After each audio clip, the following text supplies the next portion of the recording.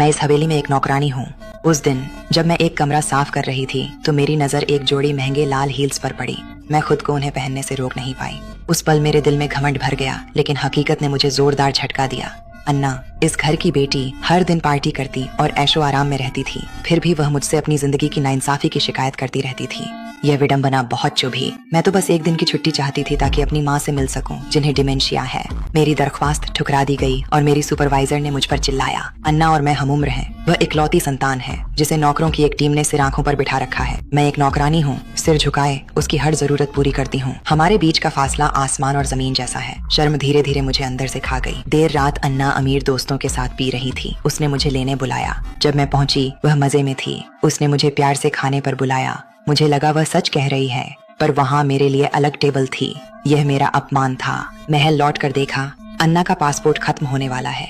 मैंने उसे प्यार से बताया। उसने घृणा से मेरी ओर देखा। उसने जानबूझकर पासपोर्ट मेज से नीचे गिराया और मुझे उसे रिन्यू कराने का आदेश दिया। मैं ऐसे बर्ताव के लायक नहीं था। मैं अपनी जिंदगी बदलने वाली थी। मैंने चुपचाप अन्ना का पासपोर्ट और उसकी यूनिवर्सिटी डिग्री उठाई, सामान पैक किया और निकल गई।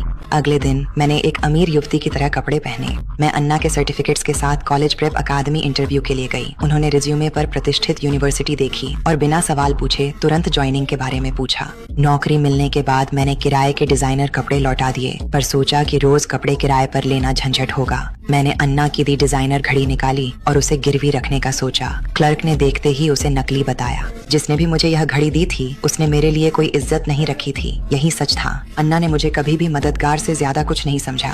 इससे मेरी दृढ़ता और बढ़ गई। मैं उच्च समाज में घुसने वाली थी। मैंने जाकर अपनी आईडी बदल ली। मैंने उसका नाम अपना लिया, उसकी पहचान का इस्तेमाल किया। मैं काम शुरू करने से पहले शिखर तक पहुंचने का इरादा रखती थी। मैं एक ट्यूटरिंग सेंटर गई। मैंने नाटक किया कि मैं भाई को विदेश पढ़ने भेज रही हूँ। मैंने शिक्षकों से उनकी सारी जानकारी निकलवा ली। उनका सिखाया सब सीखकर मैंने कॉलेज प्रवेश की तैयारी करती अमीर लड़कियों को ट्यूशन देना शुरू किया। उनके परिवारों को कभी शक नहीं हुआ। मैं वहीं करती रही, नकली कपड़ों के बाजार जाना और दुकानदारों से लेटेस्ट लग्जरी स्टाइल पूछना। उसी वक्त मुझे मेरी एक छात्रा का फोन आया। वह खबर बताने के लिए बेहद उत्साहित थी। उसे येल में दाखिला मिल गया, जो उसका सपना था। उसने तो यहाँ तक कहा कि अब वह मेरे अल्मा मेटर में मेरी जूनियर है। मुझे बिल्कुल भी खुशी महसूस नहीं हुई। मुझ पर जबरदस्त जलन की लहर छा गई। मैंने फोन काट दिया। चेहरा बिल्कुल भावहीन था। लेकिन मेरी छात्रा के टॉप यूनिवर्सिटी में दाखिला लेने की खबर, वह एक सफलता, बहुत तेजी से फैल गई। अब और भी ज्यादा लोग मुझसे ट्यूशन लेने आने लगे। बिना हाई स्कूल पूरा किए भी मैं आत्मविश्वास से अमीर बच्चों को उनके एग्जाम्स की तैयारी करवा रहा था। बेनकाब होने से बचने के लिए मैं रोज रात को अगले दिन का पाठ तैयार करता। मैं युवा और महत्वाकांक्षी भी था।